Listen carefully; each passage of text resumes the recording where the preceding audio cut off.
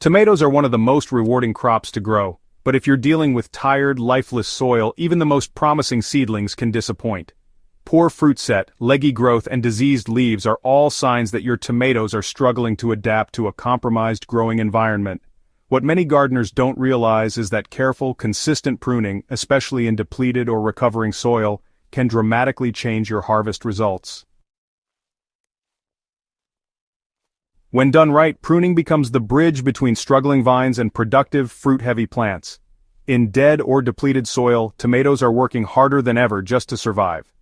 With limited nutrients and often compacted structure, the plant's natural instinct is to stretch, sprawl, and produce more foliage in hopes of reaching better conditions. But that wild, leafy growth actually diverts energy away from fruit production, especially in resource-limited environments. Pruning helps redirect that energy back into the plant's core purpose, making fruit. In weak soil, every leaf, sucker, and shoot demands nutrients, so removing what's unnecessary is not just cosmetic, it's survival strategy. Pruning also improves air circulation and reduces the chances of fungal diseases, which are more likely to strike tomatoes in compromised soil. When airflow improves, the leaves dry faster after watering or rainfall, and sunlight can better reach the plant's core, keeping things warm and photosynthetically efficient. In poor soil, you want every ray of sun and drop of water to count. The most important place to begin pruning is at the base. Any leaf that touches the soil, or hangs close to it, should be removed. These leaves are the first to get splashed with pathogens during watering or rain, and in poor soil, plants lack the resilience to fight off infections like early blight. Clearing these leaves creates a buffer zone between the plant and the disease-prone surface. In beds with weak or recovering soil, that buffer is even more critical because there's already microbial imbalance happening beneath the surface. Removing these bottom leaves also triggers the plant to focus on upward growth and fruit production, rather than expanding horizontally and feeding unnecessary greenery. Especially in compact soil with low fertility, this focus is essential. The plant doesn't have the resources to support excess. Suckers are the shoots that grow in the elbow between the main stem and a branch.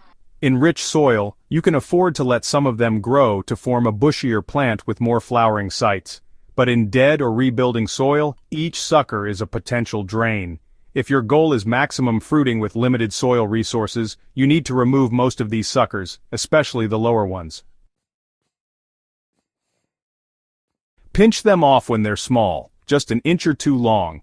This method is less stressful for the plant than waiting until they become thick and woody. Leave one or two in the upper third of the plant if you want a slightly fuller canopy, but stay disciplined. Each sucker you let grow is competing for the same minimal amount of nutrients. Tomatoes grown in poor soil often have a compact growth habit due to nutrient deficiency, but sometimes they still develop dense interior foliage that blocks airflow and light. Carefully thinning out the crowded interior helps the remaining leaves photosynthesize more efficiently and reduces the plant's vulnerability to mildew, mold, and aphids. You're not just cleaning up the plant, you're optimizing what little it has. In environments where fertility is low, sunlight becomes your biggest asset. Make sure it can reach deep into the canopy. As the season progresses, and your plant begins to shift into its final growth stages, topping the plant can help it finish strong.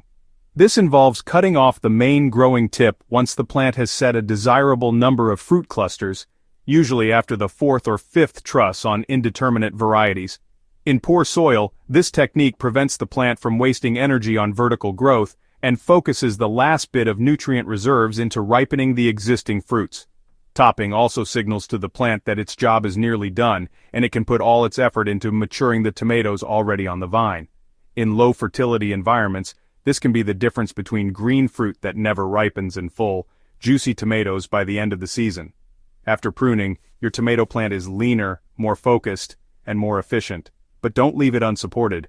Continue building your soil with compost teas, diluted seaweed extract, or worm castings if available. These gentle amendments won't burn the plant and will steadily improve soil health over time. Even in dead soil, your tomatoes can thrive if their structure is right and their care is intentional. Growing tomatoes in dead soil isn't ideal, but it's also not a deal breaker. With the right pruning strategy, you can train your plant to become a focused, fruit-producing machine rather than a sprawling mess of wasted potential. Each cut you make is a message to the plant. Put your energy where it matters, and over time, with a little support, your soil will begin to catch up too.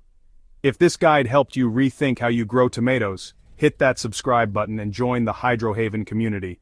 Share this video with a fellow gardener who's battling poor soil, and let's bring life back to our gardens, one tomato at a time.